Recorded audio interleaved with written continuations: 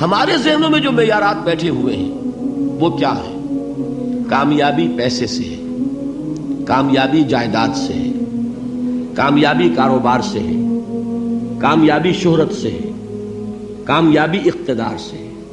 یہ معیارات ہیں. جو جتنا دولت مند اتنا کامیاب، جو جتنا مشہور اتنا کامیاب، جو جتنا پاپولر اتنا کامیاب، جو حکومت پر پہنچ گیا کامیاب، جس نے بڑا کاروبار جما لیا کامیاب، جس نے بہت جائیداد بنا لی کامیاب. یہی ہے اصل میں ساری بس کی گانٹھ.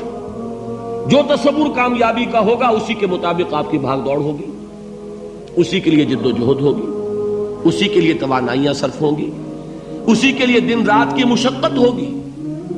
یہ ہے اصل شے جس کی یہاں نفی ہو رہی ہے. کامیابی دولت سے نہیں، کامیابی شہرت سے نہیں، کامیابی اقتدار اور طاقت اور حکومت سے نہیں، بلکہ کامیابی ہے ایمان سے، عمل صالح سے، تواصی بالحق سے، تواصی بالصبر سے. آپ غور کیجئے اس نقطہ نظر کا، اس ایٹیچیوڈ کا، یہ جو مینٹل ایٹیچیوڈ ہے اس کا بدل جانا ہی انسانی شخصیت کے اندر انقلاب برپا کرے گا. اب آپ کا نتیجہ کیا نکلا؟ اگر تو دولت سے کامیابی ہوتی تو قارون بہت کامیاب تھا، اگر حکومت سے کامیابی ہوتی تو فرعون اور نمرود بہت کامیاب تھے. کامیابی ان سے نہیں ہے. کامیابی انسان دولت میں قارون کی دولت تک پہنچ جائے اور دنیا میں دبدبہ اور اقتدار اور سلطنت اور حکومت کے اعتبار سے وہ نمرود اور فرعون کا مقام حاصل کر لے، وہ ناکام ہے، خائب ہے، خاسر ہے، برباد ہے.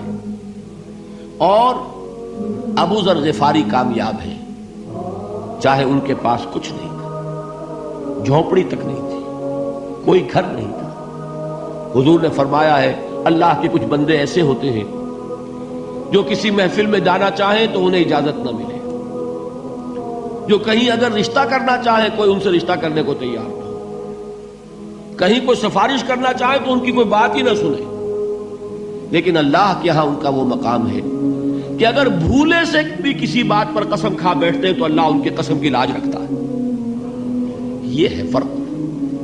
یہ جان لیجیے اچھی طرح. اس بات کا مان لینا آسان، اس پر سبحان اللہ کہنا آسان، لیکن اس کے مطابق آپ کے اپنے ذہن کا بدل جانا بہت مشکل. اس لیے کہ ہم متاثر ہوتے ہیں اپنے ماحول سے. وہ بڑا محل ہے، دیکھ کر ایک دفعہ جھجری آتی ہے، وہ بڑی سی 20 فٹ لمبی کار سناٹے کے ساتھ آپ کے پاس سے گزر گئی. ایک دفعہ اعصاب کے اندر ارتعاش ہوتا ہے، محسوس ہوتا ہے بڑے یہ نصیبے والے لوگ ہیں، بڑے خوش نصیب، بڑے کامیاب. حالانکہ کچھ معلوم نہیں کہ یہی سب سے بڑی بد نصیبی ہو سکتا ہے کہ یہی سب سے بڑی ناکامی ہو. اگر ذہنوں میں یہ بات بیٹھ جائے کامیابی کس شے سے. یہی وجہ دیکھیے قرآن مجید میں بارہا آپ دیکھیں اولئک ھم المفلحون، یہ ہے لوگ کامیاب ہونے والے. آج یہ آپ نے نماز میں وہ آیات سنی، یا ایھا الذین آمنوا ارکعوا واسجدوا واعبدوا ربکم وافعلوا الخیر لعلکم تفلحون.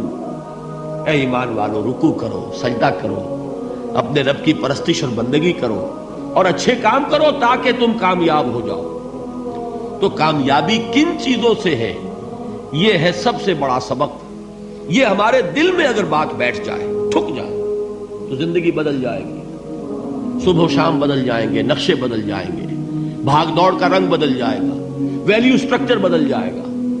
آج وہ ایک چیز نہایت اہم نظر آ رہی ہے، کل نہایت غیر اہم نظر آئے گی. جیسے کہ حضور کی حدیث ہے مالی ولد دنیا، مجھے تمہاری اس دنیا سے کیا سروکار ہے. انما مثلی کراکب استظل تحت شجرۃ ثم راح فترکها، میری مثال تو اس سوار کی سی ہے جو تھوڑی دیر کے لیے ایک درخت کے سائے میں ٹھہرتا ہے سستانے کے لیے، پھر وہ اپنا راستہ لیتا ہے. اسے اس درخت سے مستقل تعلق اس کا نہیں ہے، وہ اس کا گھر نہیں، وہ اس کی منزل نہیں. اسی طرح یہ دنیا میرا گھر نہیں ہے. اب دیکھیے ہم کہتے ہیں انا للہ و انا الیہ راجعون، ہم تو مسافر ہیں، ہم اللہ کے پاس سے آئے، اللہ کی طرف ہمیں لوٹ جانا ہے. کن فی الدنیا کانک غریب و عابر سبیل، حضور فرماتے ہیں دنیا میں ایسے رہو جیسے کہ تم اجنبی ہو یا راہ چلتے مسافر. لیکن یہ طرز عمل کب ہوگا؟ جبکہ یہ آیت ہمارے ذہنوں کے اندر بیٹھ گئی ہو، والعصر ان الانسان لفی خسر الا الذین آمنوا وعملوا الصالحات وتواصوا بالحق وتواصوا بالصبر۔